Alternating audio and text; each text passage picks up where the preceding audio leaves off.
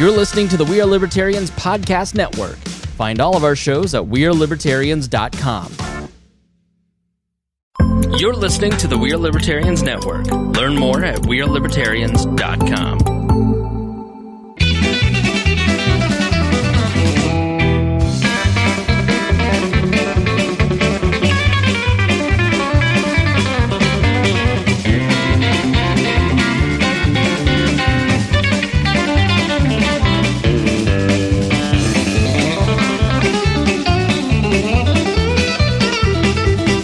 Welcome to the Boss Hog of Liberty podcast. This is episode number 159 of East Central Indiana's favorite podcast.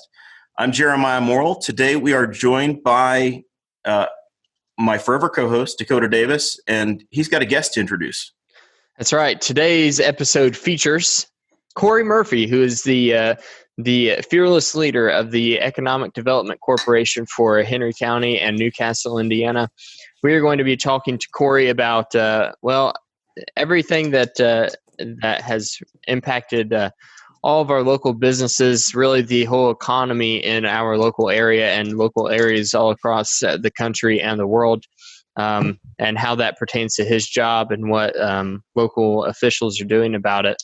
We're going to be talking about how we can support local and small businesses during this time, how they are struggling and what we can do to make that struggle not hurt as bad. And we are also going to be talking about what role the Economic Development Corporation plays in this process, if they play any role at all. And then at the very end, we're going to be talking about a local program through Newcastle downtown and through and that is something that Corey is helping a lot with, and that is collecting funds and giving out grants for local businesses. They have a grant program here in the county for small businesses, so we're going to get into the details about that. So you don't want to miss that, and you want to stick around till the very end, especially if you are a local business owner. So this show is about our lives in rural Indiana. We're here to push your boundaries and make you think as individuals. Sometimes we'll provoke you, other times we'll make you laugh, but hopefully you'll always learn something new. We just recorded a 15-minute Patreon, which was mostly Dakota confessing crimes. So if you want in on that, join the Boss Hog Patreon page. I think the only people that are going to be interested in that are Aaron Dickin and Chad Malico. So they need to really join. They need to. Well, I think Chad already has access. So. Oh, that's right. Yeah, oh, he is a member. He was busy tonight, he's county counseling tonight. That's right. That's true. Whatever that means. He didn't raise my taxes or anything today, did he? Did we skate by? I paid my taxes early this year so that I was hoping that they would take mercy on me and leave me out of it. My escrow paid our taxes. You're already in the clear. Yeah. All right, Dakota, who do we have to thank? That's right. We have to thank everyone who supports us on Patreon, patreon.com/bosshogofliberty. That's where you can go to support the show by doing monthly contributions. That is how this show survives. We still have bills, even though the coronavirus is going on. And we are trying our hardest to give you guys quality content, even though we're trying to still practice social distancing. Patreon.com/bosshogofliberty. Every one of those people helps make this show happen. We are eternally grateful. But if you sign up at $50 or more a month, then we give you a shout out at the front of every episode that we record. Those folks are Craig DaCosta, Christy Avery, Chris Lamb, and our good friend Jonathan Phillips. We also have our T-Chip stores at tchip.com. We have all kinds of premium T-shirts, tank tops, sweatshirts, zip-up hoodies. We have all kinds of things over there, and we have 3 different links for 3 different types of apparel. And they range in quality and cost from BHO01, BHO02, and BHOL3. They're all the finest quality, That's absolute right. finest quality. Do you have any hats available? I don't think we have hats. I think you should look into hats in response to the, COVID-19. I mean, Yeah. I need a hat. Well, that's right, because, It looks like Corey finally got desperate and just you went Britney Spears.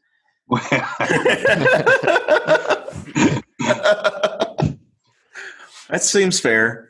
We talked last week about how I cut my own hair before the show, and I'm due for another haircut. So I'm going to So, bust out the are your apparel links available on your Facebook page, or where do I find the apparel links? We can throw them up there. Certainly. Yeah. I'll throw them up there. I will make a note to make it easier on everyone. Please do. I'm trying to maybe buy one for myself and increase sales here. It's teachip.com and then / that BHOL 1, 2, or 3, but we'll get the links out there for folks to freshen it up a little bit. So it's now's the time. I think I need to get myself a t-shirt. I got the long sleeve, but I don't want to take the scissors to it. So I got to get myself a shorter version. Yeah, I'll tell you what, right. There have been more beards. I've seen more beards on dudes now in the COVID deal. And I for one am just happy mine came in with natural color and it didn't turn gray on me. So I'm thrilled that I that hasn't happened yet. I know Corey does his to look distinguished in meetings with older businessmen, which probably is a career move. But I still like my boyish look. So I was thrilled to see that it wasn't gray yet. So full disclosure, I've had my beard for, I don't know, 3 years. Working on it for a while. Yeah. But the amount of gray that has appeared in the last 3 weeks, I don't know, coincidence. It's because the aisle of the store that you tried to buy your items in to fix that are not being essential. Gosh, has anybody tried a liquor store yet with the instead of being able to go in and browse? Has anybody visited a liquor store in the last week? Absolutely. You have. My father-in-law went and they had to do the carry out, and he told him, he said that the first thing that came to his mind because of all this was just Coronas. So he got a case of Corona beer. Sarah asked me today if they were open, and I said yes, but you have to call your order in. She's like, I want to browse. I don't know what I want. And I was, you gotta have your hit list of your brands and the items and the sizes and know what you need. So I'll give a shout out to Highway Liquors. Excellent craft beer selection. And they carry Daredevil Brewing out of Speedway, Indiana, Vacation Kolsch. It's a darn good thing I know where it's located at in the store because it was going to be a Where's Waldo hunt. Yeah, I'm a little afraid on asking for some of that stuff. I did see some very dedicated customers the other day. It was raining, and they were all standing 6 feet apart outside of the store with their umbrellas, or some didn't even have umbrellas. And I was just going, "Oh my God, you've got to be so." You're supporting somebody, or you've got a need, one or the other. Yeah, dedication, one or the other. Oh shoot! So is that the best way we can support people right now? Is to go out of your ways to find opportunities to support some of these folks? I know we've seen a lot of Facebook giveaways and people trying to raise awareness for some of the businesses that are still out running. So I think where possible, support local,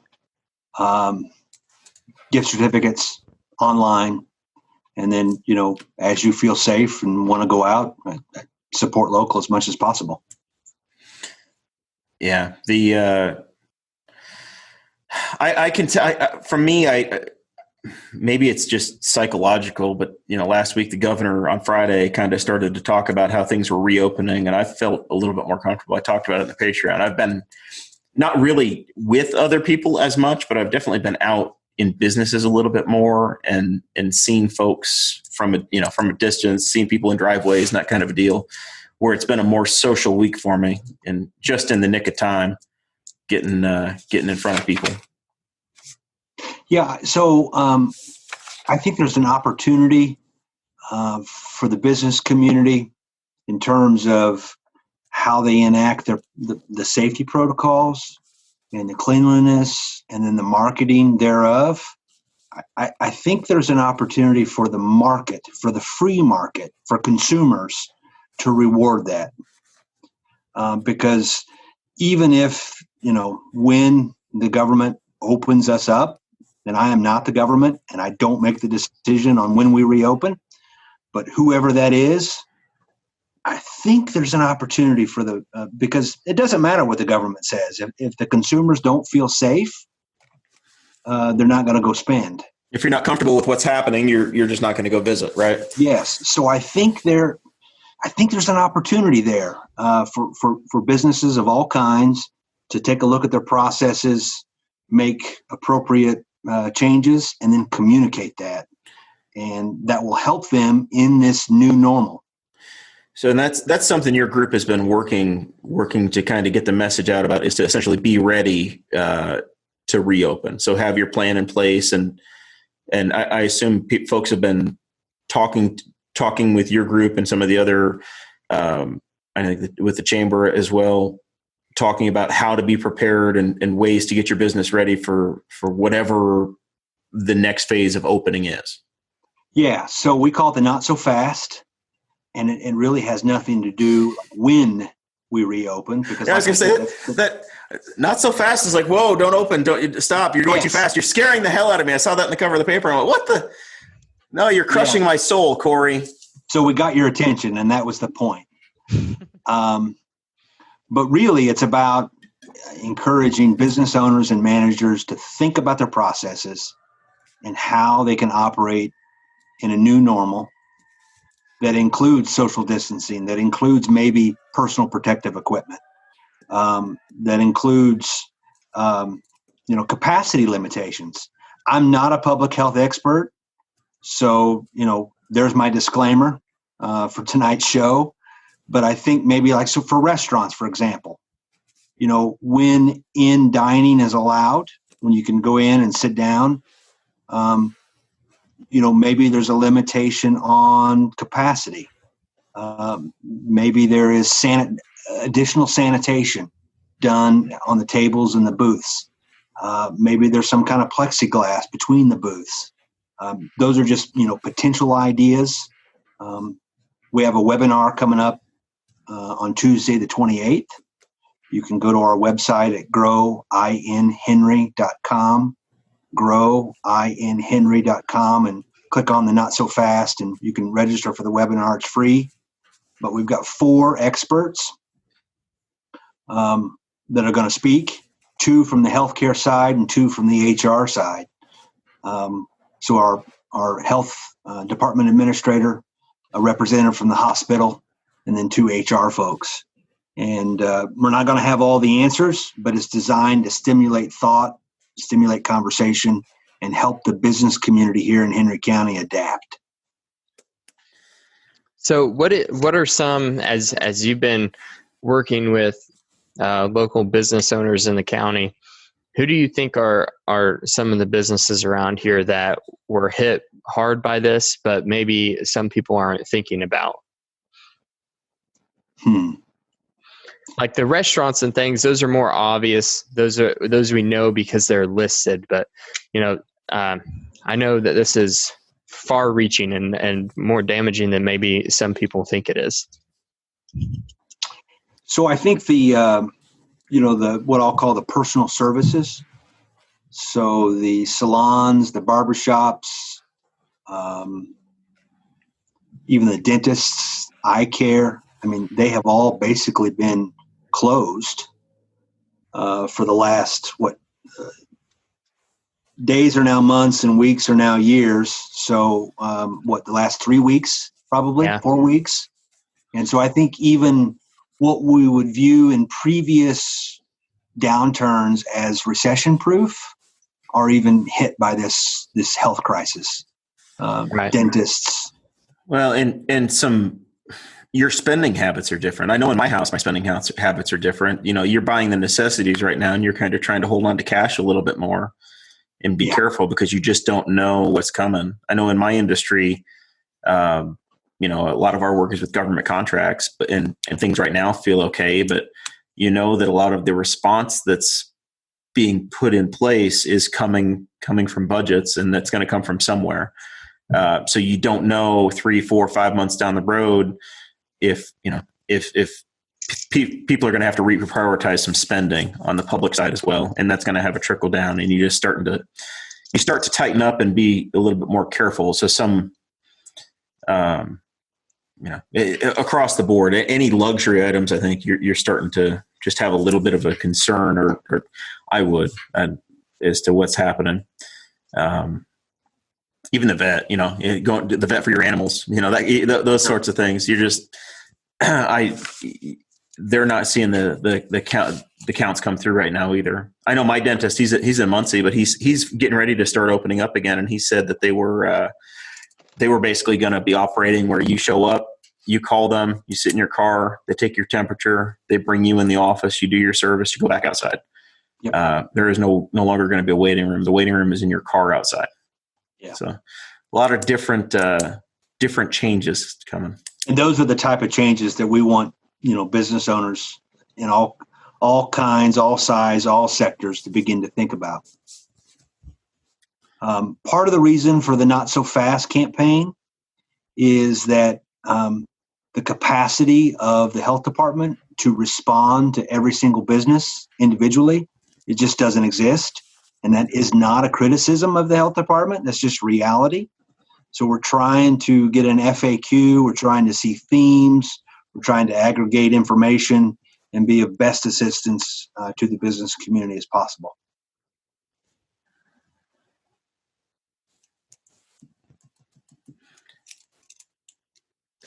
So whenever, you have to be present. You are present at all of the local meetings and all of those taking place on Zoom. What are you talking about right now with local officials and the commissioners meetings, the council meetings and things like that? So we're focused on immediate response right now. And so that includes the Not So Fast, and it also includes our revolving loan fund program. I hope eventually that we'll be able to transition to more of a midterm strategy in how we manage really the unknown in terms of the impact here. From a local government standpoint, the way local government finance works, they probably won't feel the worst of this until next year, because everything is kind of in lag, and particularly the income tax. I know that's a popular subject among your listeners, but people of our political direction. Yeah, that's okay. That's all right. But so the income tax revenue for 2020 is really already set. It's managed by the state. But 2021 and 2022, I think that we'll probably see a downturn. And from a public policy standpoint, statewide, we have moved to favoring income tax or favoring that over a property tax because of the constitutional caps on property tax, the 1, 2, 3. And so the main revenue option for local governments in Indiana is through the income tax. We've also seen local reports of businesses that tried to stem the gap here with the PPP loan. From the $2 trillion federal wave 3 of the COVID response. Yeah. Did you hear anything as far as local businesses being able to be successful or not be successful? I know I pulled some numbers, and it looks like 39,000 business or loans were approved in the state of Indiana, and about 7.9 billion made it into Indiana. But I wasn't sure if there was any report of success for Henry County businesses or not. So definitely heard of success here in Henry County. I also heard frustration. So I think it was really on a case-by-case basis. I think the more savvy or sophisticated the business owner was, they had a leg up. And then if they had a really strong existing relationship with a financial institution, I think those two factors, in my opinion, probably led to a greater success rate. If you're not that savvy in terms of following the government bureaucracy, and you don't have a strong relationship with a financial institution, you probably didn't get funded. Anecdotally, what I heard listening to Peter Dunn's podcast, the Pete the Planner show, was he was saying that good guy. He applied himself, and he missed by 2 minutes. He tried with a big national bank that he has a relationship with, and they basically backburnered him. And they were basically trying to put through loans for those that were capping out and were going to be the higher value loans. for them, and they kind of just backburnered everybody else. As soon as he connected with a smaller, a truly regional bank or a local bank, his application went right through. But his application was in 2 minutes after they ran out of money. They ran out at 10 a.m. on a certain day, and he said his got accepted at 10:02, and he was out of luck. But that goes to the point that you were making. I've seen it a number of times this week, that actually having a relationship with a local hometown bank was massively important in getting funding there for those guys. Yeah. So, and it sounds like there's another round coming. So, if you missed out this time, you probably want to be ready. And number two, you want to get with one of those local banks and get in line and be ready. I got to believe that in this next round, if they fund it, that some of the hurdles and hiccups will be worked through. I mean, that was a massive amount of money to push through. What in a hurry? In a hurry. What they did the same amount of loans in 14 days as they 2 did years, in 14 years. Yeah. It's crazy. And there's also been backlash to companies that applied that are nationally known, and people saying that they were, that they shouldn't have done that. And now we've seen some of those companies give back. But at the same time, I also look at it saying, if I worked for one of those companies and that was going to keep my paycheck coming, I don't fault them. I still, as the employees of those companies, also care about getting paid and having those businesses survive. So if you're playing by the rules that are set, you got to do what you have to do. A waitress at Montgomery's is just as important as a waitress at Ruth's Chris. Yes. They both need a paycheck. Yeah, couldn't agree more. One of the things that our national association, so that's the Economic Development Council. They're actually called International Economic Development Council because we have membership in Canada and a couple other countries, but it's primarily in the U.S. Their legislative arm is lobbying to include nonprofits that are organized as a 501c6. So that includes the Economic Development Corporation. So my employer, we're a not-for-profit. We're a C6, not a C3. And I believe the local Chamber of Commerce is organized as a C6. So in the first wave, C6s, they weren't allowed to apply for assistance. So, I don't know whether they'll change that, and I don't know whether the EDC or the Chamber would apply, but, some of our organizations may have, a need in the future. Yeah, absolutely. And it's enticing. It was, the very high level data that I saw on it was basically, as long as you're going to make your payroll, it's going to be a forgiven loan, right? So it was free money. So you were fully encouraged to apply, and if you intended to stay open and continue to make your investments, then it was crazy not to jump in. Yeah. Well, and I think one of the major problems with this, when we're talking about economic impact, is that a lot of these businesses don't know if they're closed for good or not yet. Right. We have no idea. And we don't know, like you said, in a year, the far-reaching economic impact of everybody laid off. The boosted unemployment checks aren't coming in. We don't have our $1,200 in Trump bucks anymore. So that decrease in spending may also impact a lot of other service industries, some of our smaller businesses in town. And that was another thing that I wanted to talk to you about, because in your position with the Economic Development Corporation, as well as Newcastle Downtown, is there a worry with downtown Newcastle, the progress that we've made there in the past few years with, we've had a lot of businesses invest in our downtown. Is there a worry with some of those new businesses? I'd like to say no, there's no worry, but I think that would probably be short-sighted and wrong. So yes, I mean, from a realistic standpoint, I think there has to be a worry.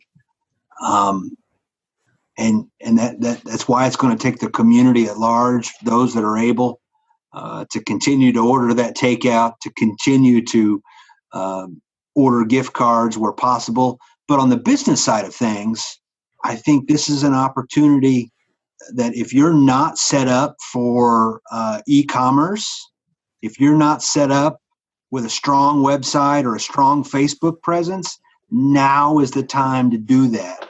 Yep. Because I don't know what the future holds in terms of the restrictions, or maybe restrictions is too strong of a word, the guidance, the suggestions. So if the e-commerce channels are weak, now's the time to beef those up. And it could be as simple as putting a menu online, or your parts catalog, and letting people fill it out, print it out, and email Absolutely. it back into you. It doesn't have to be a fancy website. Nope. You just need to have something. Back in the day, we used to fax things in all the time, right? You essentially need the same situation where you've got on the Facebook page a 1 or 2 page menu of items you offer. Let somebody scan it back in and email it over to you, and then it'll be ready for pickup. It could be a list of, we were talking about liquor stores earlier, right? It could be a list of the inventory of stuff you got in your liquor store. Check the boxes and fill it out, just like ordering from a kid's candy bar fundraiser. Make it that simple. Yeah, so I have to be careful here in my position in singling out businesses, but as a consumer, Stax has done a great job in terms of simplifying their ordering process.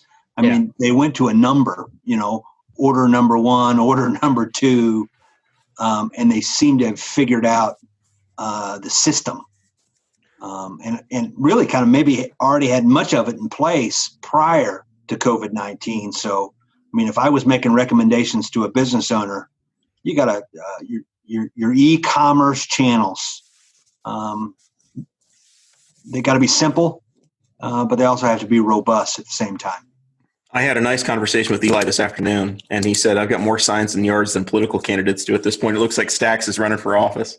They've done them and Primo. It has been really nice to see local businesses getting support from their customers, and drumming up support for takeout. I've noticed that popping up all over the community where they've got signs they've had printed saying, hey, call this number and buy what you want. We're still open. That's been very heartwarming. I've even seen local businesses add another phone line. Right. So, instead of just one phone line, they've had 2 phone lines. And so I think that's good as well. Mike Broyles said in the chat that, this has really been a tough time for businesses, but at the same time, we've really seen the entrepreneur creative spirit come out in a lot of these businesses. Barnett Company, they are taking cookie orders through their Facebook page. Yeah. So, I mean, they're trying really hard, getting creative, and I think it's up to us as the consumers to be on the lookout for those things and those ways that we can keep supporting them, because it's a worry to me, because I think downtown Newcastle is a beautiful place right now, and I think that in the future it's going to just be even better, and it's going to be a place where you can really enjoy spending a night out either with your family or with a group of friends. And I want to see it continue in that direction. So I want to encourage everyone to try to keep those places open as best as what we can. Go ahead, Corey. Thank you. Along those lines, so the Chamber of Commerce has the Love Local. And so they've been promoting local businesses, and it's not just chamber members. And then the Newcastle Main Street has a virtual Fourth Friday, this Friday. So if you go to the Newcastle Main Street Facebook page, you can see details. And a lot of businesses are doing videos or offering specials, online specials. So Carrie and the team have done a really good job of what is it? Virtually Unstoppable, I think, is the new hashtag that my friend, your friend too, but Aaron Dickin, I'm picking Dickin, came up with. We're virtually unstoppable.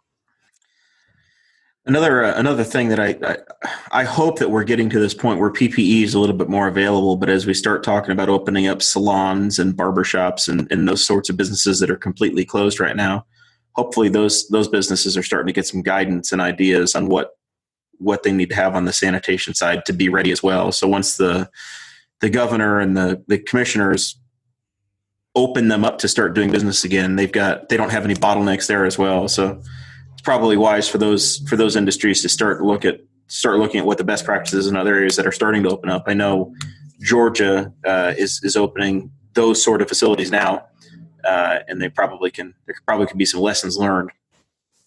Absolutely. I'm hoping within the next week, there'll be some guidance available. So that was another thing I wanted to bring up with you. Are you hearing anything from like the commissioners about that? I know that we have our orders in until May 23rd. Are you hearing anything about that date? Any rumors flying around? I'll help Corey with it. The commissioners can rescind it anytime they need to or want to. They have to have a certain amount of notice to be able to rescind the order, and they've already made changes with regards to golf carts on golf courses this week. So I don't think that 23rd isn't written in absolute ink, right? I figured that Corey would tell me that we needed to get Angela Cox from the health department in to answer that question. Angela, I want to give a shout out to Angela. I think our county is blessed to have Angela working on behalf of public health and the health department. She's been phenomenal to work for or work with, and I wouldn't want to be a commissioner right now if I could be so bold, because or any elected official, because we really have a clash between public health and economics. And there's going to be a tough balance there. And I don't pretend to have the answers, but we're seeing that play out internationally, regardless of the country. There's a tough balance there between public health needs and then economic needs. And I hope here in Indiana we can strike a balance. And my prediction, and it may not be worth anything, not even a bad cup of coffee, but I think we'll follow the governor's, steps and directives. I think that would make the most sense from a communication standpoint and from an order standpoint, that we would fall in line with the governor. But I don't have a vote in those decisions, but that I guess would be my prediction / hope. I will say that the commissioners put their ordinance in place before the governor put the statewide restriction in. Yes. So they went off the best information they had at the time, making the decision locally. Absolutely. And now that the governor has stepped in, and many of the things that they restricted at the county level are restricted at the state level as well, I would suspect that once the State Department of Health says yes, these activities can come back, then you're probably going to see them acceptable at the county level. I know Wayne County, our neighbors to the east, they started to remove some of their individual restrictions this week. Their health department has. So I would not be surprised to see the local county start to do the same. I've really appreciated the work of our health board and our hospital in managing this pandemic here in Henry County. Yet to be seen. I think we've fared pretty well. That doesn't mean that the people that have it aren't suffering. And then we've had one death, and so we have to mention that and send condolences. But I think all in all, we've done pretty well. Knock on wood. I hope that continues. It sounds like the hospital itself is starting to transition a little bit as well. That there are some, I won't say routine, but non-emergency surgeries and operations are going to start taking place again next week. So talking to some friends that I have inside the hospital system, their occupancy, because they were getting ready for the wave or the surge that was coming, it's been very different for them. They're all on high alert, ready to react, but at the same time, they actually have less patients than they normally do because of the steps that were taken. So now it looks like they're ready. And that was the whole point of the social distancing and pausing the economy, was to put the health system in a place so that they can react. And now we can start to adjust back and feather things back in. That's the best I can explain it at this point. Yeah, no, I think it's a very good explanation. And I think we should be proud of our locally owned hospital. And I think they've done a very nice job in serving the county. All right. So we talked about the federal money running out, but I understand that there's a little bit of Corey bucks running around. Is that right? You're making some loans out of your back pocket. What's going on? I got my Trump money, but I don't have my Corey money yet. How do I get in line for some of these shekels? Yeah. So the Economic Development Corporation has had a revolving loan fund since 2012. It is carried on our corporation's financials, but we don't use those funds for operations. It truly is a revolving loan fund. So the goal is to help businesses that have a solid business plan, but maybe they're not bankable. And so we don't compete with financial institutions. So since 2012, so from 2012 through 2019, we've loaned about $450,000 worth of loans, 19 loans, 13 different businesses. The loan size is between $5,000 and $60,000. We have a volunteer loan committee that our board empowered to manage the program. My team does not have a vote. We serve as the marketing arm and the administration part of it, and really the administration falls to Penny and Kelly. Don't trust me much with administrative options. Let's just give credit where credit is due. And then we partner with Scott Underwood from the Small Business Development Center. But the loan committee is comprised of local professionals. We have an attorney, John Madison from Defer Varan. We have Steve Finnegar, insurance background, Finnegar, Claxon, Nestle. We have Mont Switzer, who owns a trucking company, Switzer Transport, up in the northern part of the county. Sean Defoe from the Chamber of Commerce.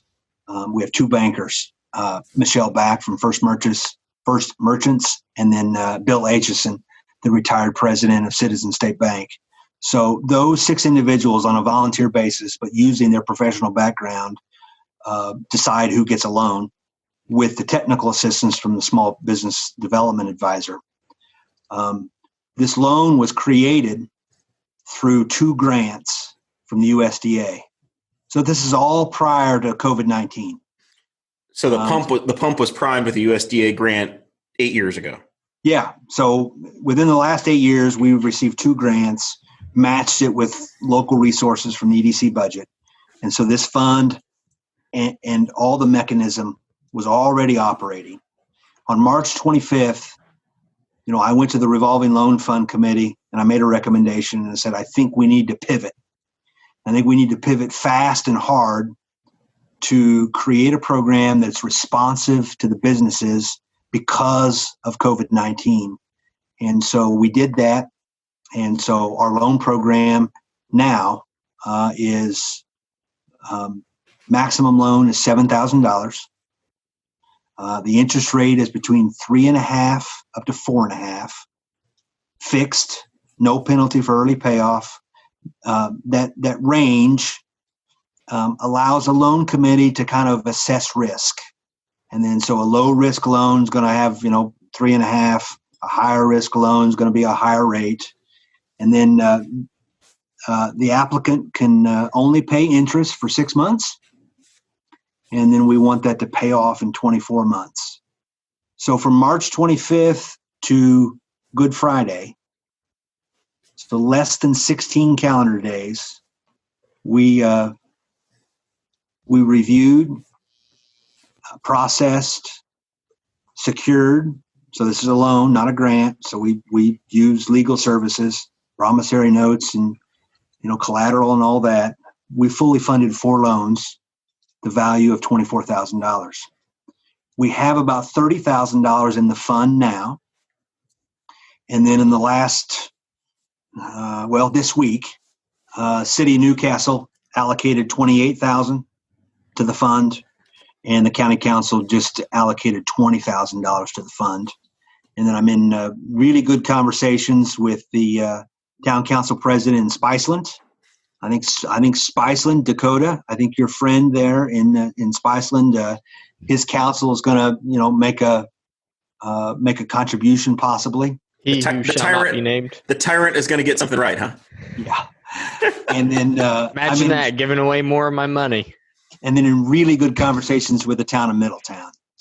And so we'll only use those additional contributions if we need them, but applications are open. You can go to our website, growinhenry.com. You click on the revolving loan fund page. There's a simple Google Forms application. My 5-year-old could do it in about 2 minutes. He would ask for something about Paw Patrol. And then once we receive that pre-application, Scott Underwood of the Small Business Development Center reaches out to the applicant and requests some financials. And we do a quick underwriting, and then we present it to the loan committee, and we move forward. I think that the local response is going to be very, very important as we head into the reopening and we get into the summer and fall. Businesses are going to have additional expenses, I think, to adjust, and probably less revenue. And so we want to have this local option available. And hopefully I'm considering increasing or asking the loan committee to increase the maximum loan amount. Right now it's at 7. Maybe we go up to 10 to 15. So it can be maybe more helpful, but still responsible. That was a long answer to a short question. It makes sense. It's a good answer. Very eloquently put, Corey. I appreciate that. Well, I rehearsed this at the county council meeting, so your viewers are. I was prepared tonight. It was fresh. Well, so we've got a good system in place. We've got a good team. We're not going to be able to help everybody. Hopefully we run out of money, and I mean that sincerely. But we want to be there as much as possible to help small businesses and entrepreneurs here in Henry County have a shot at thriving. And my understanding is that there are T-shirts being sold over at the MVP Barbershop trying to help fund this as well. Yes. So that's in partnership with the Main Street. The Main Street program is a 501c3. So they agreed to accept contributions to benefit the revolving loan fund. So we're pursuing several angles in terms of getting resources for this loan fund program. USDA grant, we've made another application. We're asking our local government partners, and then you can either make a contribution through the Main Street program, or you could buy a T-shirt from the MVP Barbershop. Yep, or jump on newcastledowntown.com, and they've got their info in there to donate or to get all the information as well. The MVP T-shirts, I understand, are $15, and just so if anyone's curious. Well, they're $17 here if you look like me. Oh, wow. That's discrimination. Size 2X and higher, you got to go. You got to bump it up to 17. Do you think I could get a haircut included with that? I mean, I really need a haircut.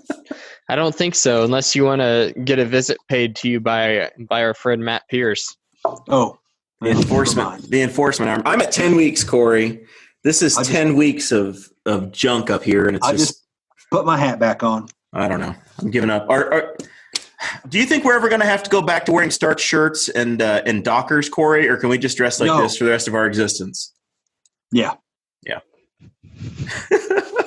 Anyway. I haven't been in a customer's office in over a month. I figure I've saved at least $1 on Dollar Shave Club now because it's been a month since I've shaved. MVP's missed out on about $35 in revenue from me so far. I've been saving money left and right, to be honest. There's a meme, and to show my age, sometimes I call them memes. They're, of course you do, Grandpa. Yes. But, it says something about, the family budget, entertainment, zero, gas, zero, groceries, $1,600. Yeah. It's been, my lovely wife was so tired of doing dishes this week, saying all I do is cook and wash dishes. That's all we're doing now. It led to a bit of a revolt. So we have dined out a little bit more this last week than we had probably the entire seclusion period before this. I do say John Madison is in the chat and watching, and he says that he has $100 to donate to the fund if he can get one of them illegal haircuts from Clay. So I don't know. There it is. We'll keep it amongst ourselves. John probably knows how to plead out a minor offense like that as a lawyer. So I feel like the speakeasy barbershop might be a thing of our future before too long. A law is only as good as what it is enforced. Weird. I didn't see that law. It was nobody. There's not been a prosecution for it yet in this county, is what I've heard. So we'll see. If I could get a haircut, I would bring my own Lysol. I bring my own disinfecting wipes. Yeah. Listen, Corey. Look, I will just about breathe through a scuba mask or wear a plastic bag over my head and put a breather in my mouth. I just got to get it taken off. I did it myself a week and a half ago, and it took me an hour and a half, but I got it done and it looked good. Kudos, from man. the front. You're braver than I. The back was a little tricky. I've seen some pictures of trouble. The back was tricky. It was I had to do it like 3 times over because I kept cutting it too low because I was afraid to cut it too high, like too far up. Because I do a bald fade, right? So I didn't want to cut the crown of my hair bald, and I look like a freak. So I just had to keep inching forward until I finally found the sweet spot. I think I'm gonna try it again this weekend. Who knows? Mike Broyles says he's got half as much hair, so he's only in for $50. Oh shoot! And Corey, you've been out seeing some parks too. I saw you checked in down in your homeland, down at Spring Mill. Yes. So I took my boys. We have 3 boys, 17, 11, and 5. And so I grew up in Mitchell. Spring Mill State Park's down there, but my parents are down there. And so we went down for a field trip, an educational field trip down to the Pioneer Village at Spring Mill. It was great. It was fantastic. That's awesome. That is on our hit list for state parks. We're going to try to get to as soon as they start opening them up for the RVs. Will be it's on our hit list to get down there. The how has homeschooling been going for the Murphy family? Next question. There was a post on Facebook from a friend here, and they'll remain anonymous, but they wanted to know how e-learning was going, and my response to their post was, "What is e-learning?" It's going okay. I'm thankful that the older boy can help the middle son, and the middle son can help the younger boy. Yeah. But I feel for the families out there that are in similar boat, really all across the country, working, homeschooling, sometimes providing childcare, all at the same time. It is a survival game right now.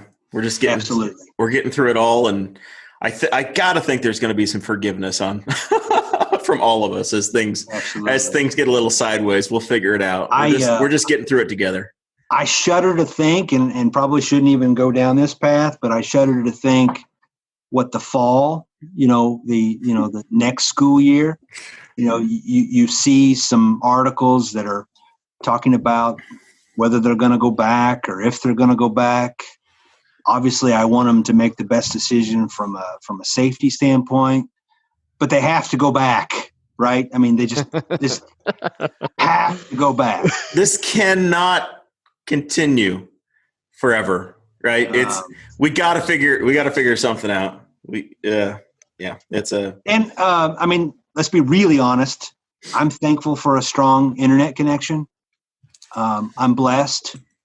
I know that there are areas in this county that don't have a strong internet connection, and I feel for those families and can't even imagine trying to do e-learning where you have to go to the school parking lot or the library parking lot to get the schoolwork done. So I'll two quick points on that here as we start to wrap up. I know Purdue Extension was putting together a list, and I'm sure folks that have needed it have found it, of businesses that were offering Wi-Fi. So as folks have been doing this e-learning, they've been trying to put together a list county by county of places that you can go and get that free internet. And of course, Comcast opened theirs up to everybody as well. So if you've got an Xfinity connection nearby, you can jump online with that. Shannon Tom is in the chat saying that they're working on that rural broadband themselves over at the REMC. We talked about that a number of times on the show in the last grant process where there's $100 million. And Henry County native Jennifer McCormick was in the news today or yesterday talking about how it was just as important to finish getting rural broadband across the state as it is as to finish paving I-69. Absolutely, I couldn't agree more. So as growing up on North Messick Road in the era where there was no internet available and it was never going to happen, and cable TV wasn't going to happen, I fully understand and know there are portions of this county where cell phone data is all that's available. And we got to get that figured out. And this is more. Yeah, Shannon said there's an announcement coming next week, but it is it's critical. Times like this where you have to do these things remotely, you have to work from home, and the kids are going to school from home. You realize that it's not. It's just as important as having the electricity turned on. Why wait until next week, Shannon? Let's just break the news right here. Yeah, we'll send you a Skype invite or a Zoom invite, and we can just knock this thing out. Yeah, there you go. So, well, Corey, thank you so much. Hey, I appreciate the opportunity. Thank you so much. Is there anything else that you need to pitch that we haven't covered? I don't think so. We're constantly sharing resources on our website, on our Facebook, and on LinkedIn, and so are several of our partners. I would just say, for the last 3 or 4 weeks, we've been on a weekly conference call with the foundation, the community foundation, the Chamber of Commerce, Small Business Development Center, and the Newcastle Main Street. And if one thing is going to continue beyond this, is we're going to hopefully continue that collaboration. Maybe not on a weekly basis, but certainly on a monthly or a quarterly basis, just to see how we can work together and move forward. Keep an eye on the Newcastle Main Street. They're going to come out with a really nice grant program, so it's a little different than our loan program. I serve as a board member on the Newcastle Main Street, and so Carrie Barrett is working on a crowdfunding opportunity through Patronicity. Patronicity is kind of the civic version of GoFundMe, and looking to raise money for a business grant program for businesses not only in Newcastle Main Street but countywide. And earlier this evening, the county council gave permission to the Newcastle Main Street to use some food and beverage funding that was previously allocated for a project in downtown Newcastle, to use it for that grant program. And so keep an eye on that. Very good. Very good.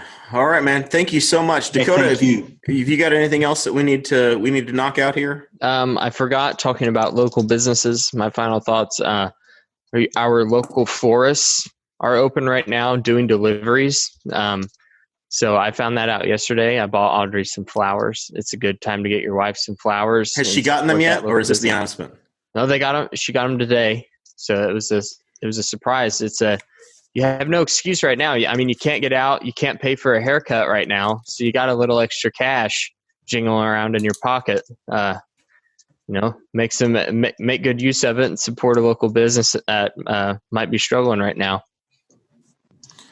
Hey, Dakota, I wanted to publicly congratulate you for, the little one. Thank you. Are you getting sleep? Are you getting plenty of sleep?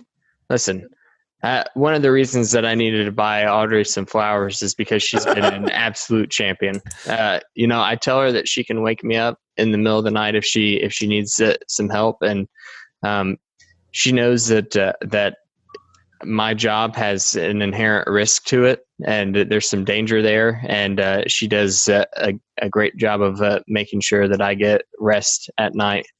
and I'm eternally grateful for that. Very good.